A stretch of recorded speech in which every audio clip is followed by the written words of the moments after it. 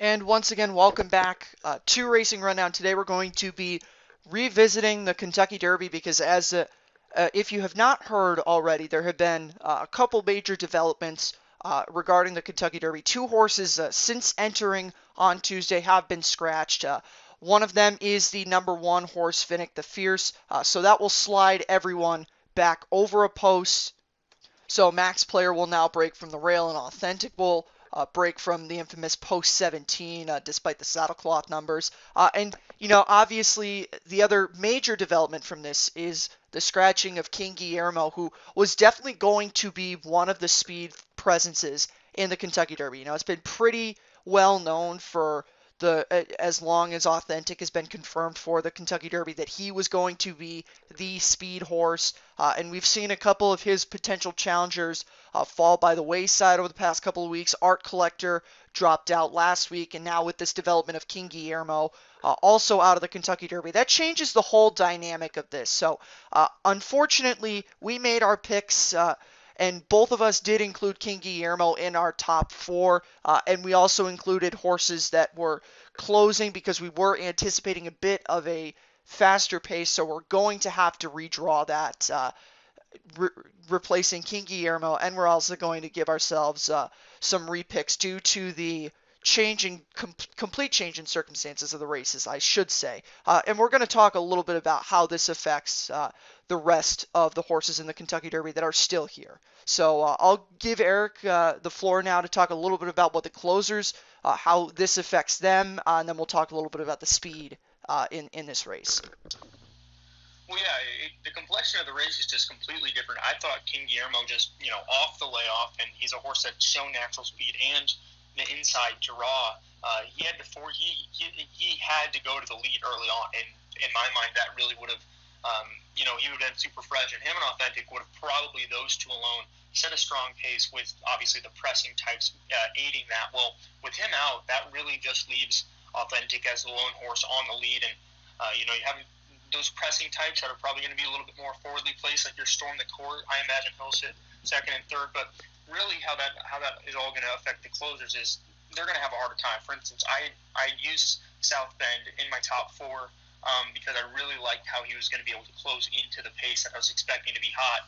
I don't see that happening anymore. And then you have other closers like Soli Villani and Forcible, who, while both of them have had success closing into paces that weren't necessarily fast, at the end of the day, it's the Derby. It's much tougher, and the speed in these kinds of races are going to hold a little stronger, and just the overall structure of the race is going to be a little bit more consistent. So they are really screwed, and so that really affects how I look at this race a lot. But then obviously you have your speed horses that are going to be really aided. And that gets into some of the other horses that Eric mentioned. Horses like Storm the Court, another one, New York Traffic, who is a front-running type horse, but has never been the kind of horse to go out there and set a lead. In the Louisiana Derby, he sat behind Wells Bayou. In the Haskell, he sat behind Authentic. And in a race like this where there's a pure speed horse, 100%, New York Traffic is never going to go up there and try to duke it out with a horse like that on the lead. You've also got runners like Storm the Court, and, may have been listed more as a stalker, but you could see a horse like Thousand Words more so forwardly placed than he would have been otherwise. So obviously, as Eric mentioned, change the dynamic of the race. One thing that we were talking amongst each other before this, you may see Authentic stick around longer than he maybe would have if there was a King Guillermo presence in this race. I think it's fairly easy to see an opportunity where he sets a slower pace than maybe he would have set with King Guillermo. And, I don't think there's a lot of people out there who think he's going to get the distance.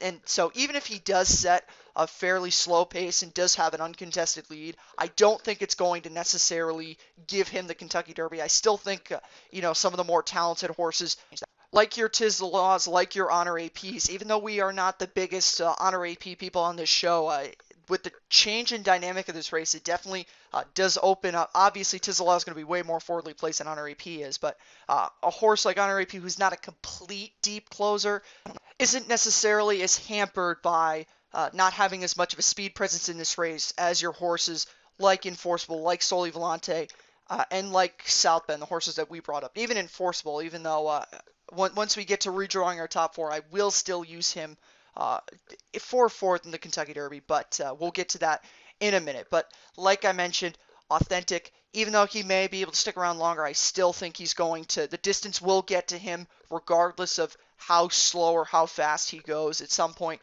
Whether it's at the 16th pole as opposed to coming off the far turn, with a King Guillermo speed, maybe it would have been authentic, kind of drops out off the far turn. Maybe he lasts until the 16th pole. Obviously, I'm just spitballing with this, and I have no indication of how the race is going to play out once we actually get to the running of it.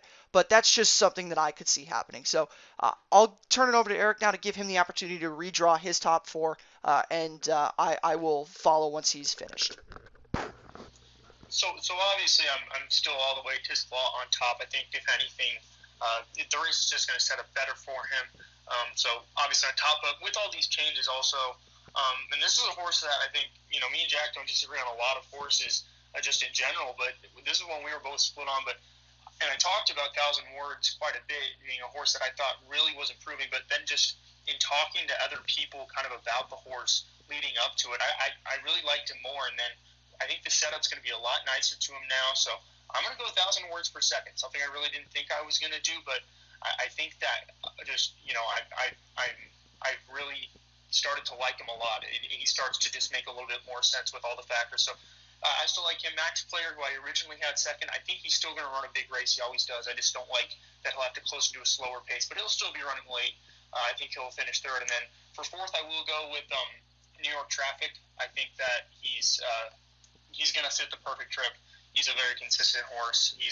I think on talent maybe he gets beat, and that's why I have him fourth. But he's going to be there late. And then as for the horse I'm getting rid of from that group, obviously I already had King Guillermo. But then South Bend, like I already explained, I just don't think it's going to work out for him this time around. He really needed something good to close into for me to think he'd be effective.